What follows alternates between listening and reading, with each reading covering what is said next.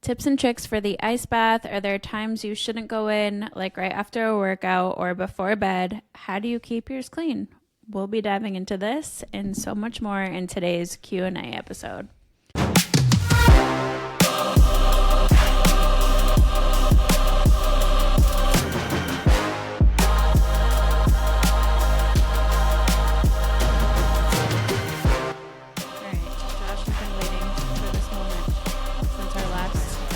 Plunge Q&A that we did maybe like 2 years ago. So did we have a full Q&A? Oh yeah, not a Q&A, but we have a full cold plunge episode. A couple. All right, Go so ahead. Joe, I'll get your pen out. I'll wait. I will be taking no notes on this. Well, if you're brand new, we'll take this as though you're a newbie. So again, Joel can take notes on it, but start low and slow.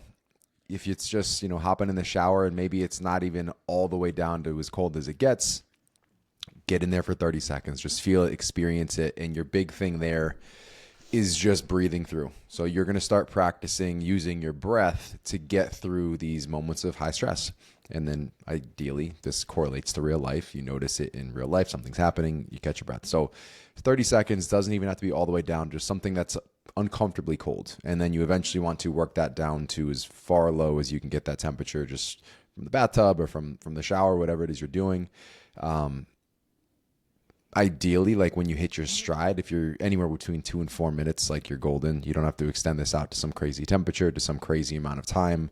I'm typically in that 2 to 3 minute range. I keep the temperature really low when I'm doing the cold plunges. But if you can, you're going to get more benefits from actually working into the cold plunge category. So actually cold water immersion versus just doing it in the shower. I think both are great tools. If you want to maximize this concept of cold therapy, you're actually going to want to enter the cold water immersion, which is where most of the studies are done. So when you even talk about like potential negative impacts on blunting muscle growth and things of that nature, those studies aren't even done on cold showers. They may not be cold enough, and it's not in your entire body immersed in the water. So even that, you could probably get away with doing cold showers post-workout, but we'll kind of get into the intricacies there.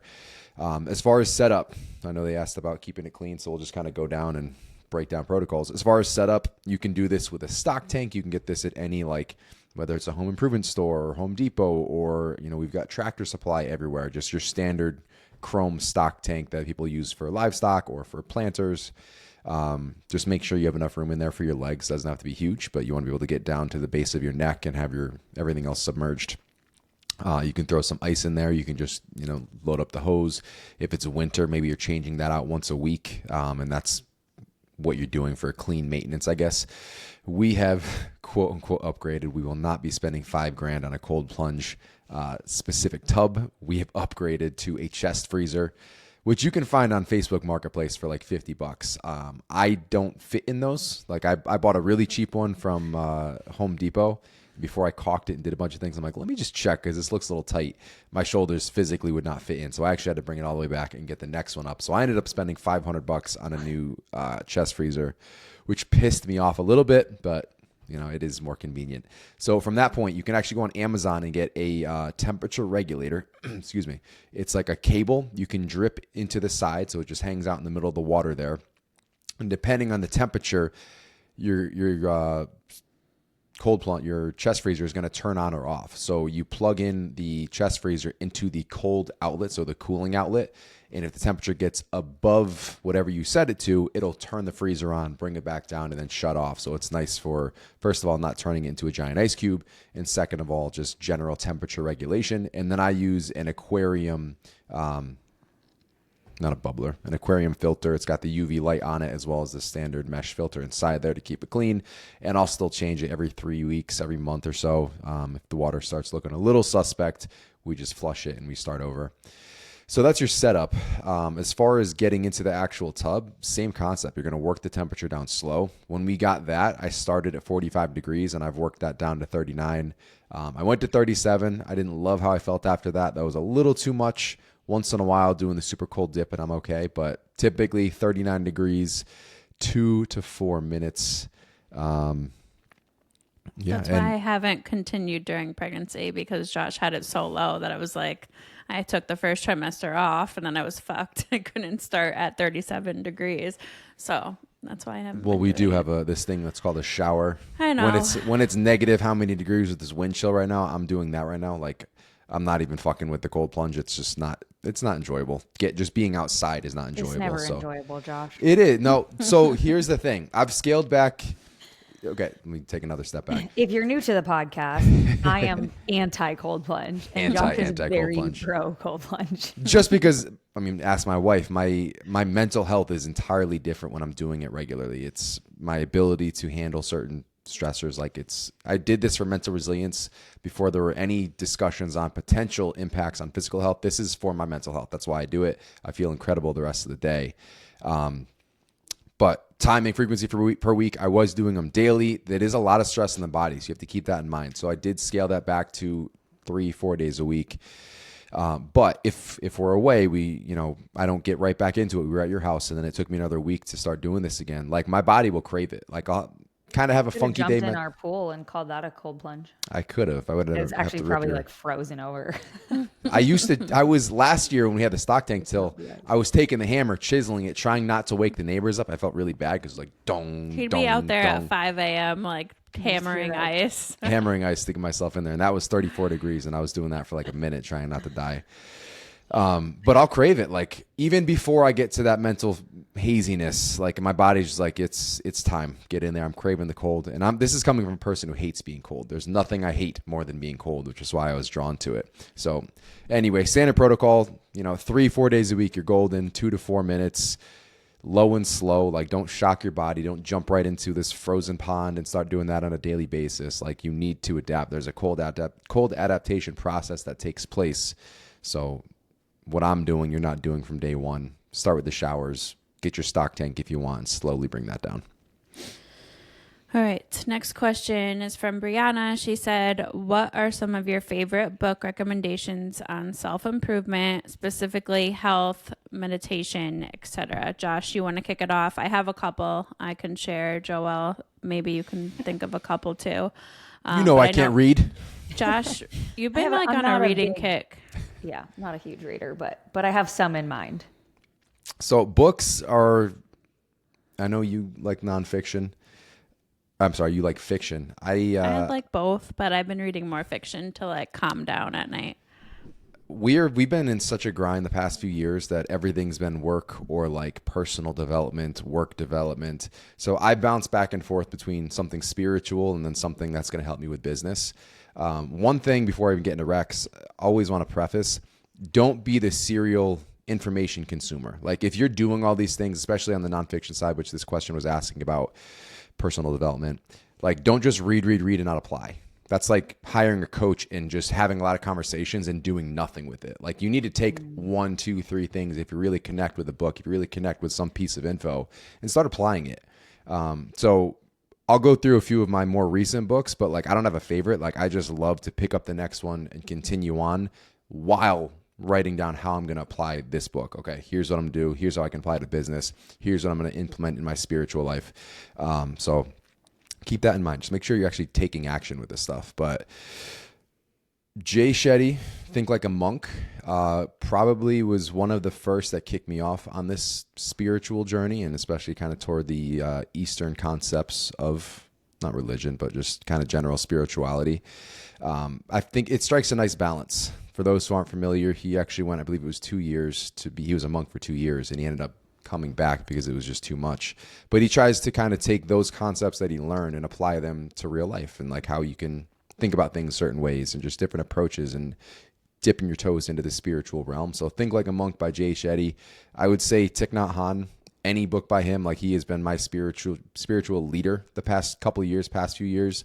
So anytime I can find a new book by him, like I'll run down to, there's a cool place where like in Old Mystic Village has a bunch of his books, and I'll just swap them out, keep reading, keep going, and just that's that balance of personal dev back to spirituality and those types of books just keeps me feeling really balanced. It's like I'm go on business, and then I'm okay, take a step back. How can I improve myself? How can I really study things, live more mindfully? I just need those reminders. As far as personal development, whether it's business or just in your personal life, The 7 Habits of Highly Effective People is an awesome book.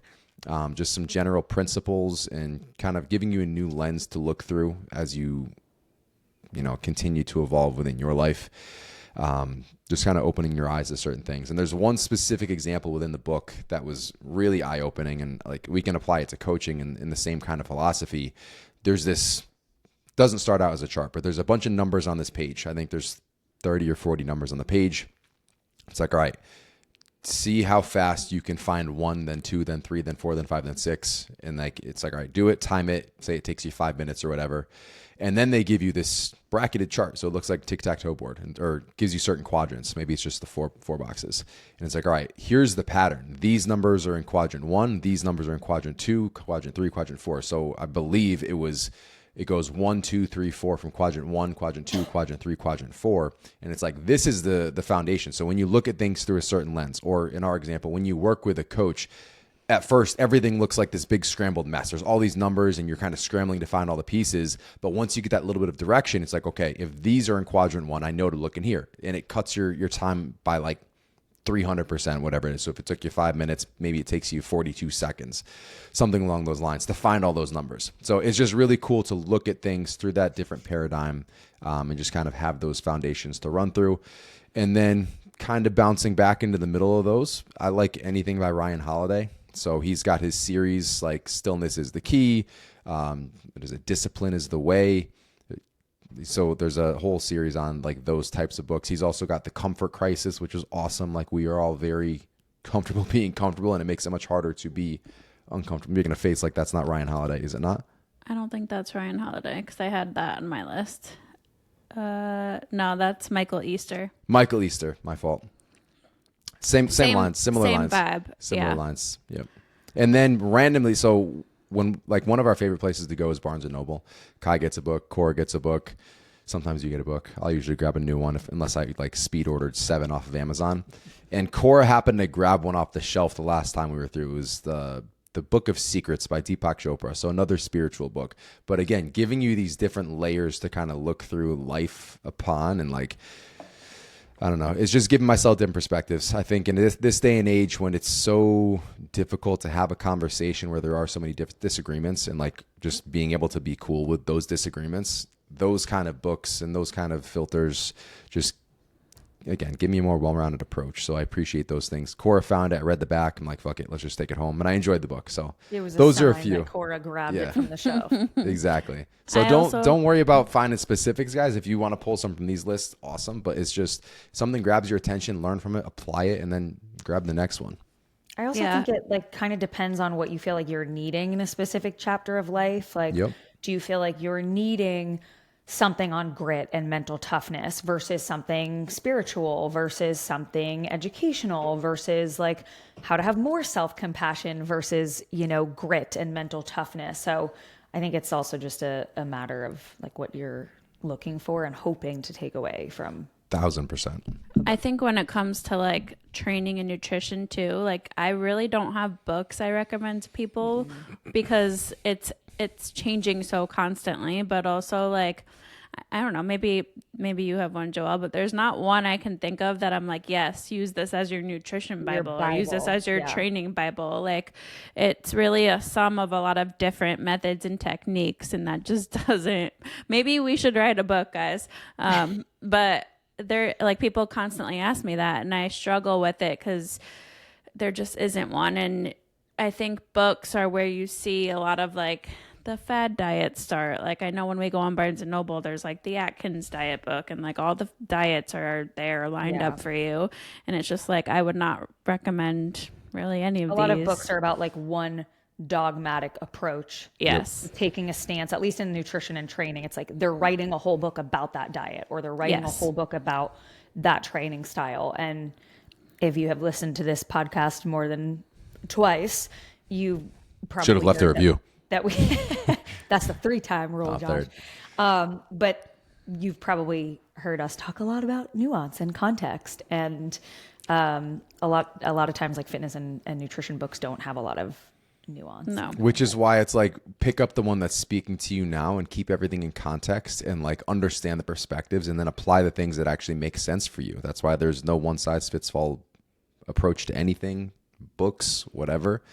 Grab what you can, grab what you like, apply it. If you like it, keep it. If you don't, throw it out. But these are all like, I think books are so cool because you get the insight of like people you would never have a conversation with in your life. That's why I like nonfiction. It's like, this is a really smart person. If you're reading like a Phil Knight or a book about Steve Jobs, it's specific insight from this person that you can almost utilize like a mentor, and just, take their perspective and see where it aligns with yours, and then take the next one and see where it aligns, and just put those pieces together until you have your own plan put together.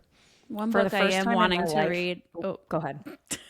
I was going to say one book that is newer that has captured my attention. I love Mel Robbins. She has a podcast. She just came out with a book called Let Them, I think it's called. Let Them. I just saw a clip of this. And I've listened to her podcast about the Let Them theory. So that is one I plan on downloading probably tonight, honestly. But yeah, I just wanted to share that. If you're looking for something new that is out, she's like doing a whole book tour right now. So you'll probably see it all over social media. What were you going to say, Joelle?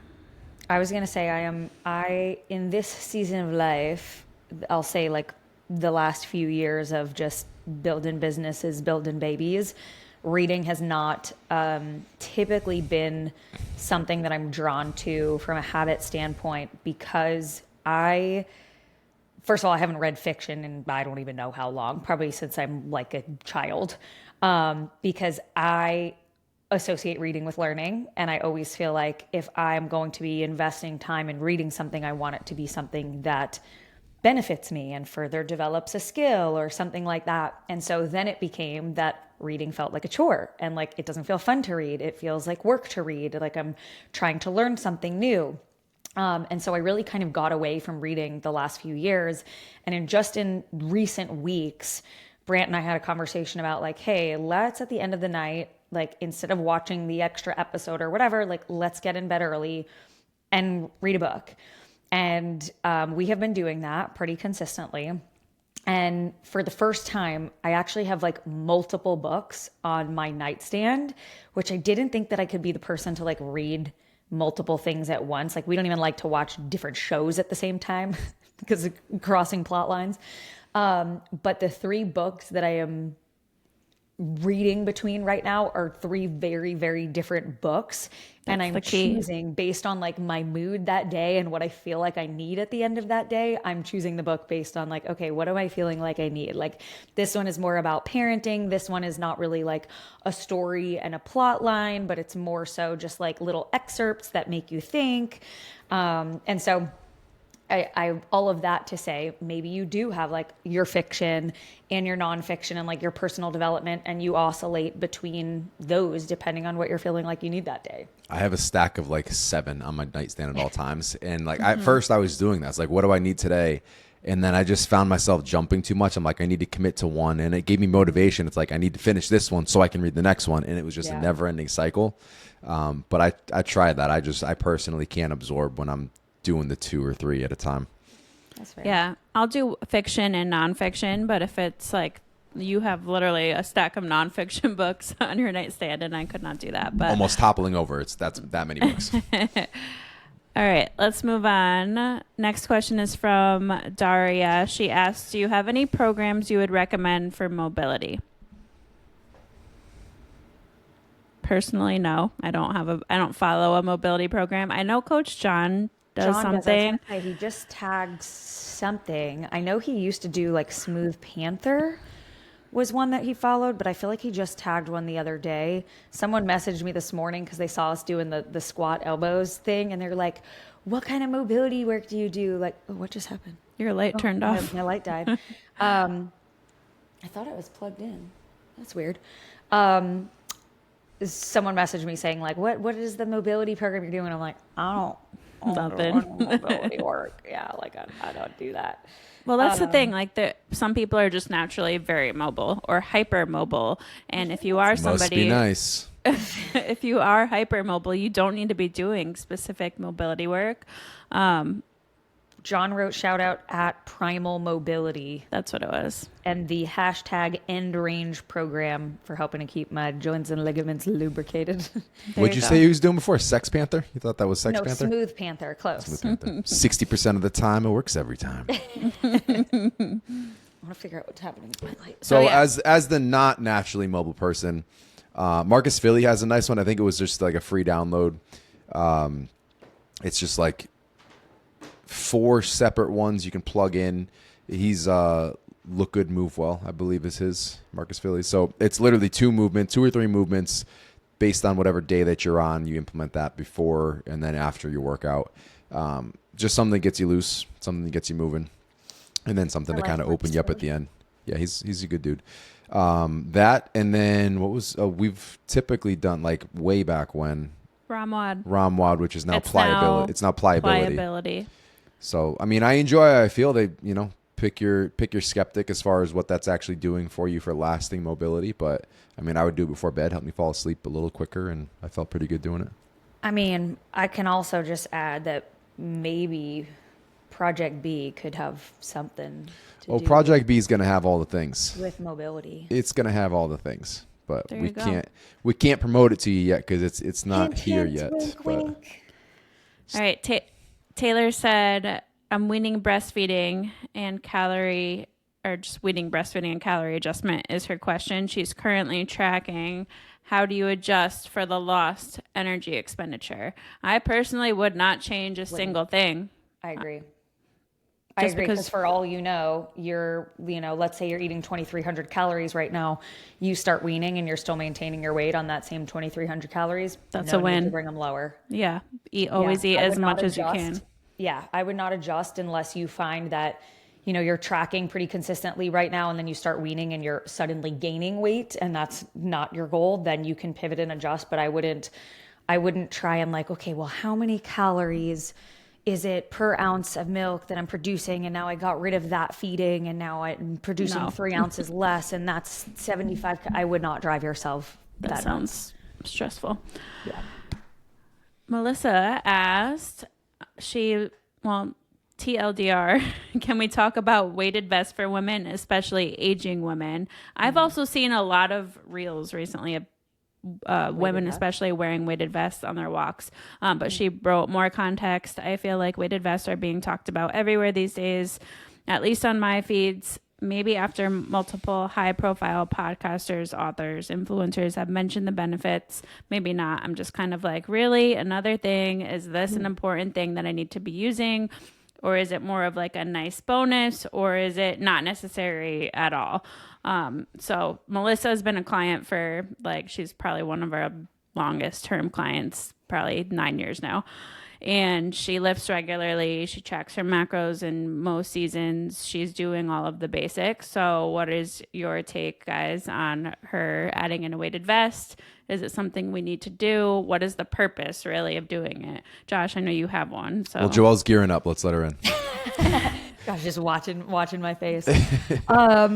Yeah, I mean, this is one of those things that this is not a big rock. To me, this is not a big rock of something you need to be stressing over. If you are training and you're doing your cardio and you're, eating well and you're eating your vegetables and you're prioritizing your protein, this is something that I would say you likely do not need to be stressing about, regardless of being an aging woman or not.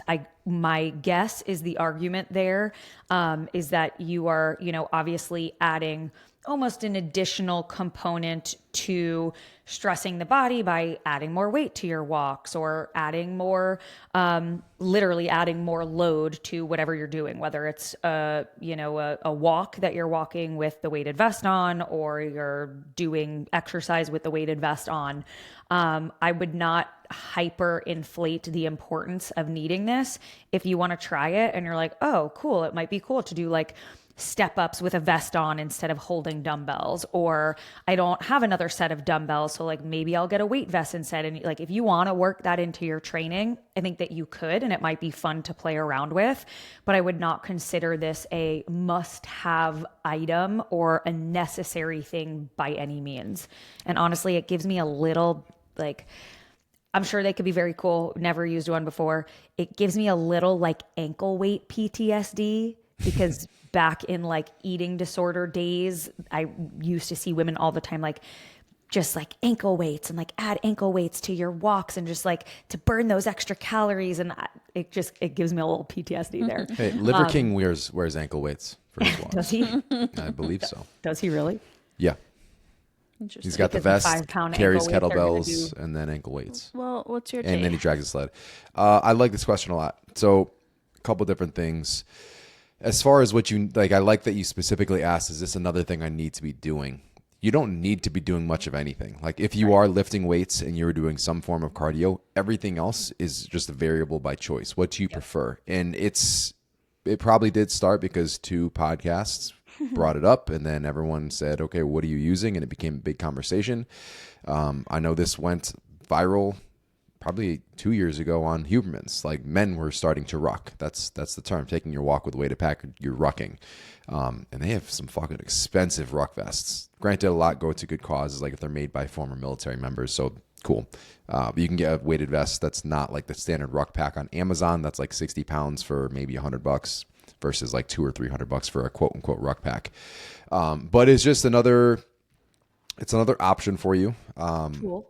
It's a tool. It's a nice way to elevate your heart rate without taking a run. So you're wearing a weighted vest, so it's dispersing the impact differently, but I would say probably on your joints, it's a little bit less wear and tear. You just take a walk, go throw that on for half an hour, and you're going to elevate your heart rate on a walk versus needing to run. So it's a nice plus there. I have a weighted vest. I've enjoyed it, but I mix it in. Like it's not something that I do regularly. I don't feel like running. I don't feel like just taking a regular walk. I'll throw this thing on and I'll actually get a little more, get my heart rate up a little bit further from that point. So nothing isn't needed.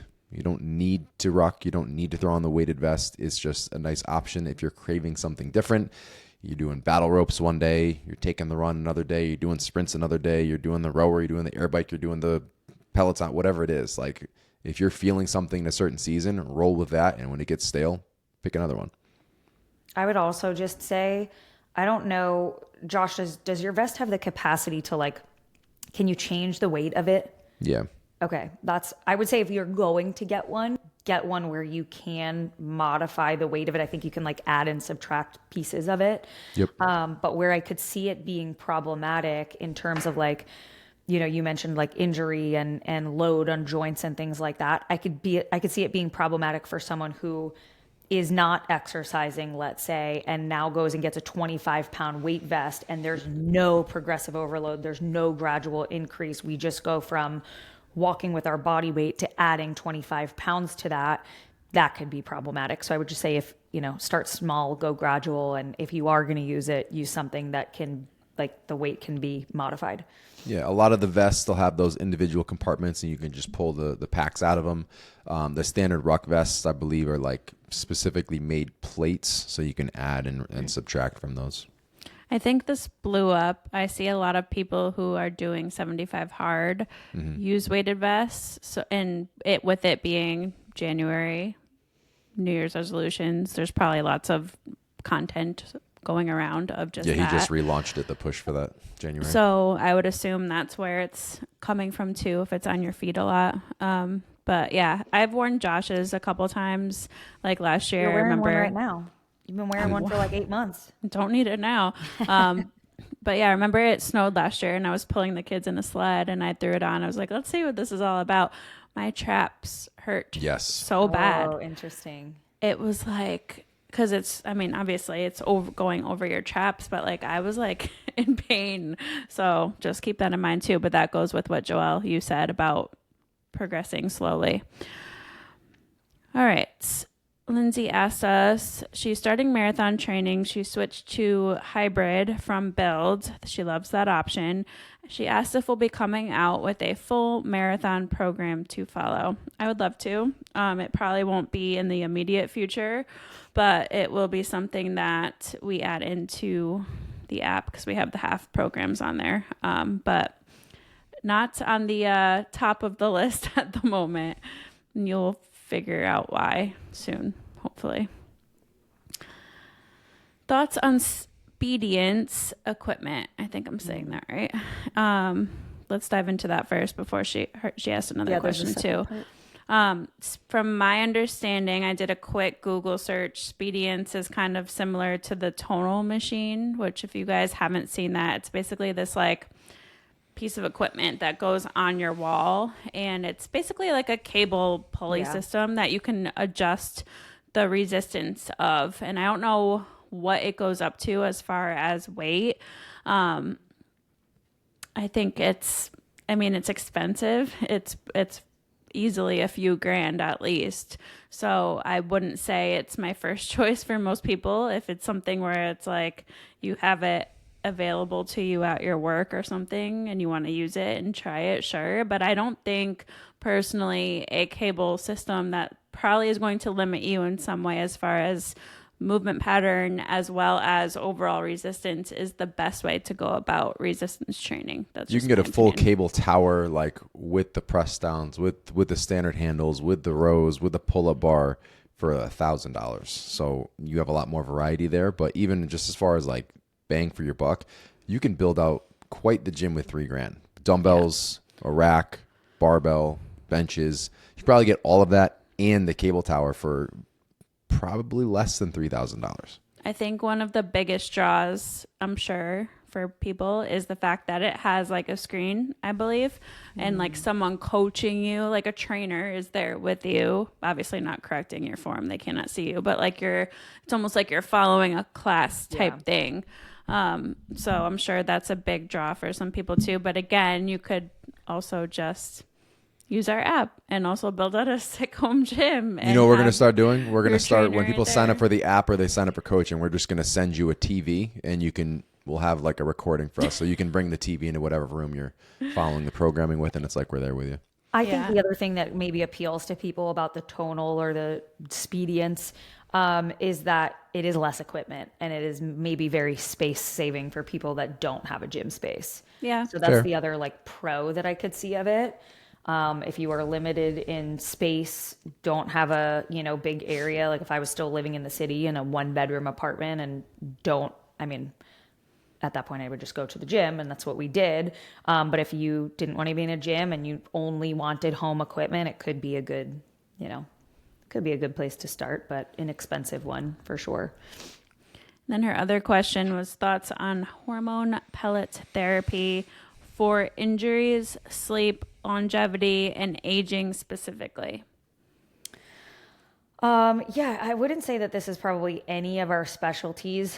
I'm somewhat familiar with hormone pellets. I know that they're a type of hormone replacement therapy that literally like small pellets that either have estrogen or testosterone or some combination of usually sex hormones that get implanted under the skin and then kind of release those hormones over time. There's, obviously a few different ways to go about HRT. A lot of times it's injections. I have heard that there are a lot of kind of drawbacks of hormone pellets specifically versus something like an injection, mostly because once it's implanted, you can't adjust the dose or just like remove it. Like it's basically surgically put into wherever it gets put in your body.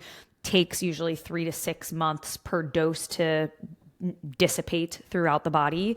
And a lot of times with HRT, things are kind of trial and error where, you're maybe going back and forth with your doctor or your practitioner about what type of dose is, causing too many symptoms or not helping your symptoms or something like that. And with a pellet, you're just like, okay, I guess we'll reassess 6 months from now because I can't do anything now that it's in my body versus being able to adjust something after the first few weeks. Yeah. So I think it can be, I've also heard it's kind of like unpredictable in terms of absorption rates. And like you might get a lot at first and then it just kind of slowly, gradually runs out, over time. And then it's not a very regulated dose. Seems like the biggest issue. Agree with all that. And I would also say, like, if you're looking at this for longevity, for recovery, for injury healing, like I would probably also start investigating things like peptides and trying to find a trusted clinician, a trusted something like Americ Health, something along those lines where you have someone working in your corner and like monitoring blood labs and actually taking in your questionnaire as far as what you're looking to do. I don't know if it's more data and it's safer is in regards to pellets, but like especially for injury healing, something like a BPC 157, whether it's injectable, whether it's the oral dosage, shown to have very minimal side effects, if any. So there are different routes you could take. Rather than focusing specifically on the pellet, I would just do a little more research on A, the injectable hormone replacement therapies, and B, potentially even just starting with some peptides and seeing how you feel and respond with those. Yep. All right. Emily asked us the ideal amount of lift and cardio days for everyday health and staying fit and or body recomp. So not minimum, but ideal. What's your take? 4 lifts, 3 cardios. Okay. Joelle? I struggle a little with this question because #nuance. What's Yes. ideal for me might not be ideal for you. Right.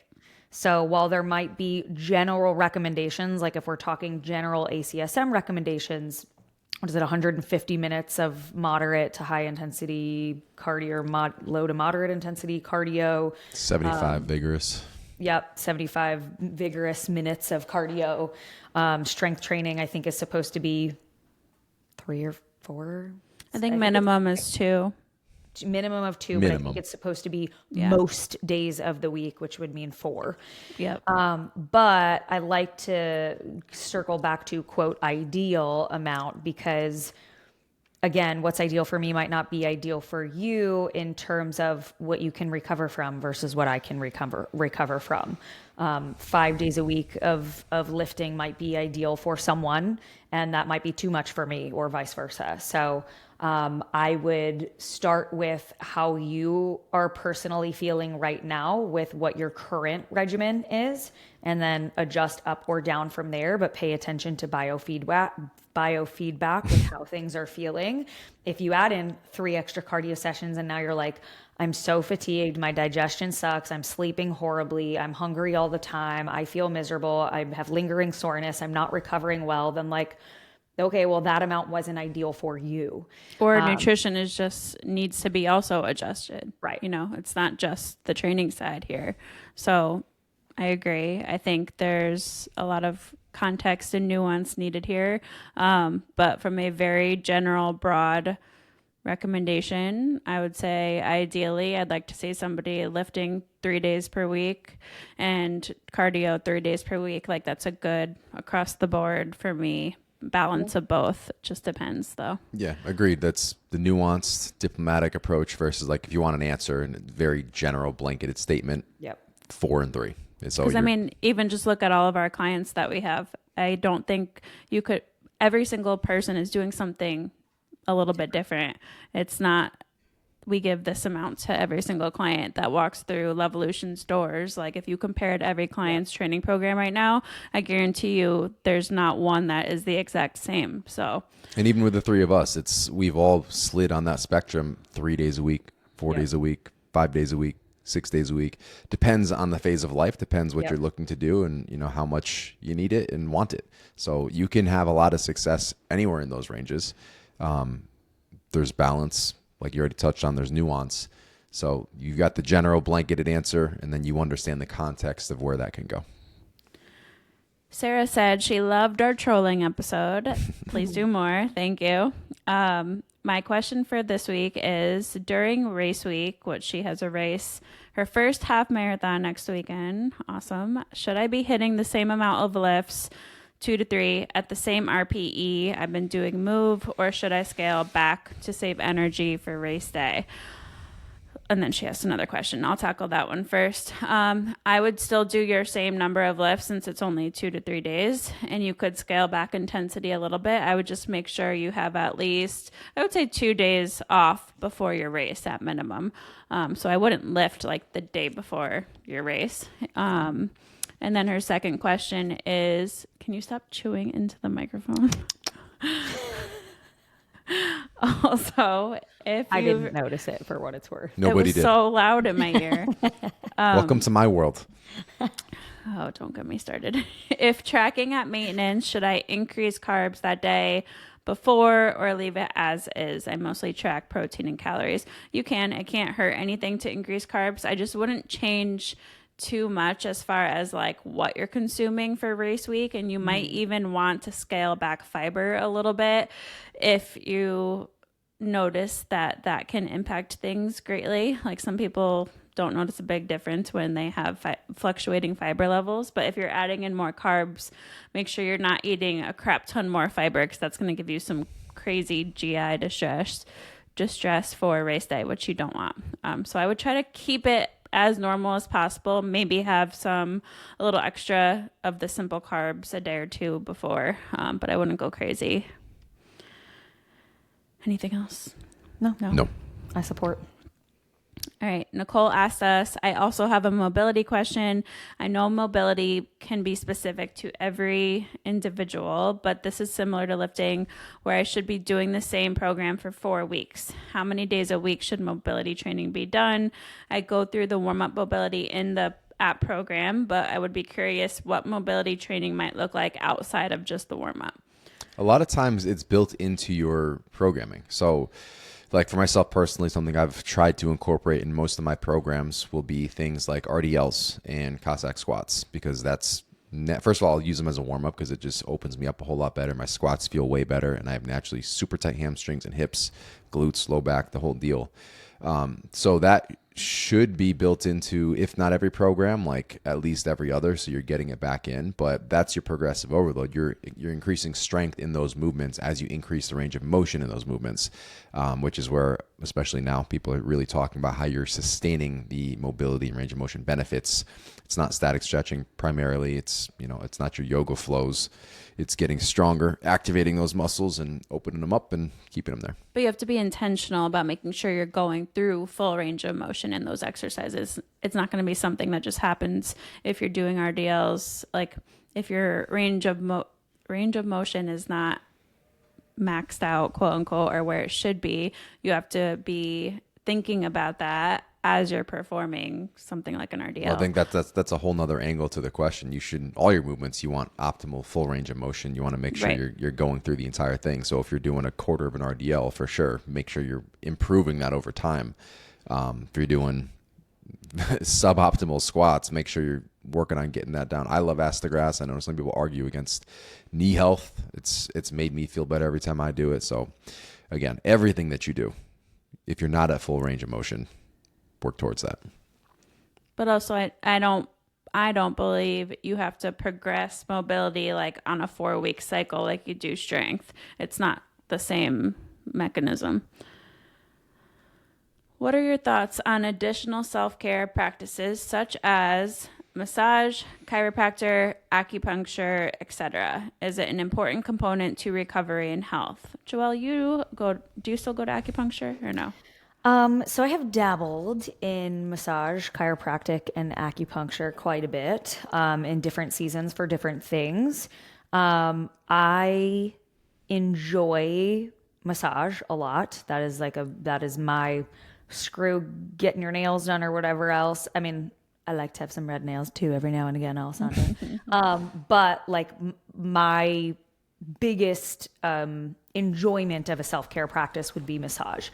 I would say that in reference to recovery, I don't know that these things are moving the needle substantially, but there are lots of different things that chiropractic and acupuncture have been known to promise. And I'm a weird hybrid of a person who loves evidence-based practice and science, and who also loves a little bit of woo-woo here and there. And acupuncture and chiropractic can be a little bit of woo-woo. And transparently, I have only ever sought out integrative, holistic practitioners, chiropractic, acupuncture, when the conventional route was not getting me the answers or the outcomes that I wanted.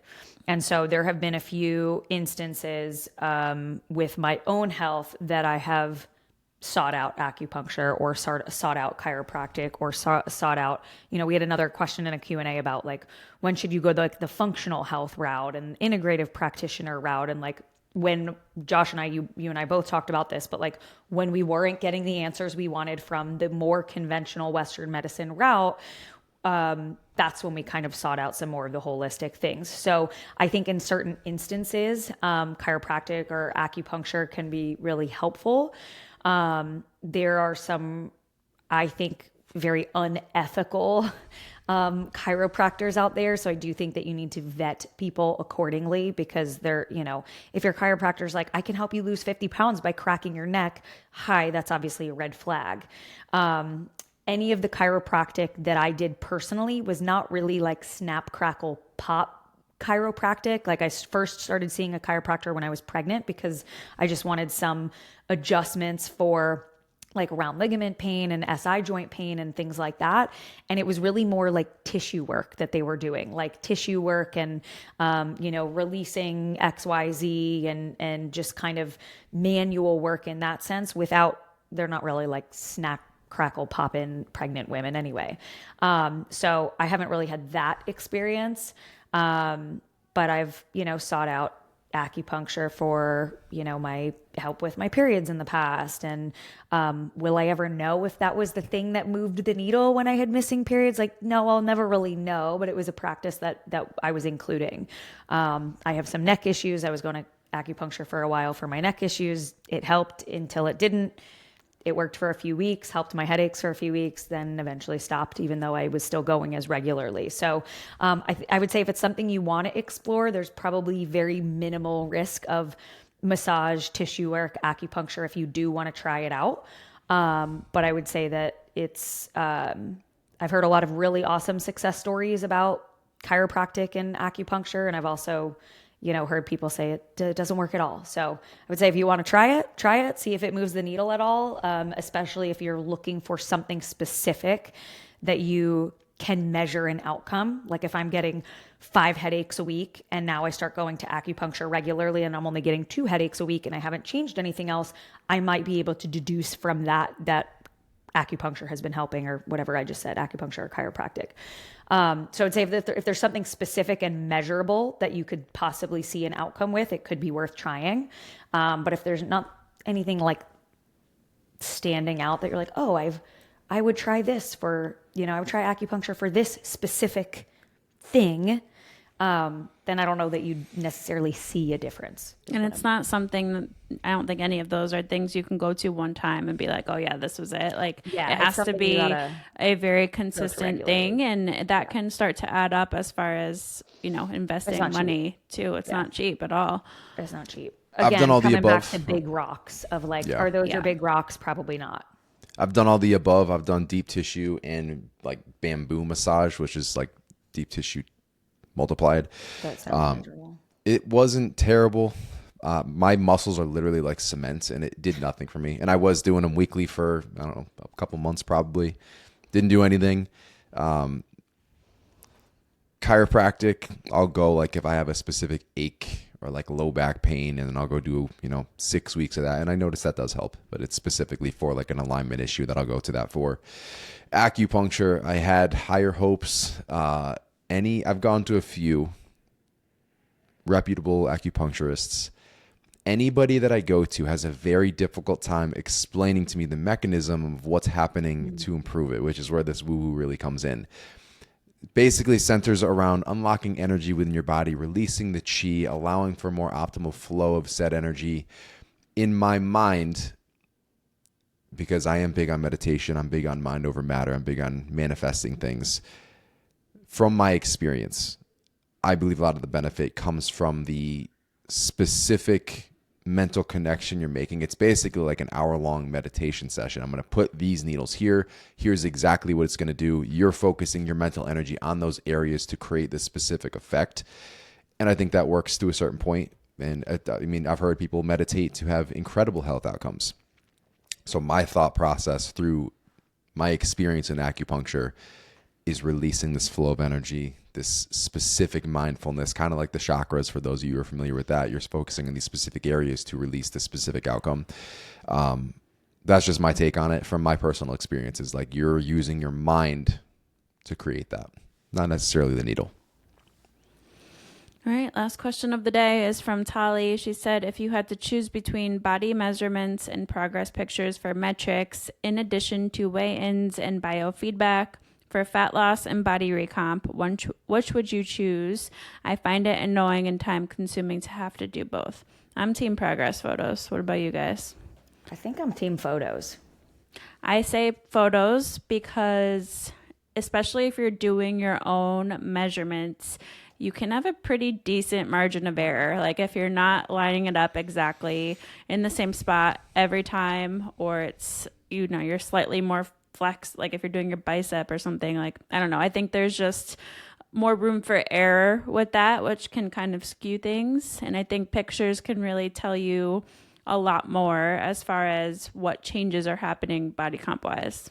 Yeah. Same picture area, same rotation, wherever you are, same lighting. The difference, though, to play devil's advocate with ourselves, because I think we all voted progress pictures. The flip side of that is, if you're taking a measurement accurately, let's assume that, it's a lot easier to be objective when you see a number versus True. a picture, because how often do we look at, side by side pictures, and, the coach maybe shows a client, look at the difference here, and the coach sees it and the client's like, I don't see a difference at all. Versus if you had a number that there's a 3-inch difference here from this week, 4 weeks ago to this week, you're like, oh, well, I couldn't see that in a picture, but that's tangible progress. So it's a little easier to be objective about measurements than I think it is about pictures.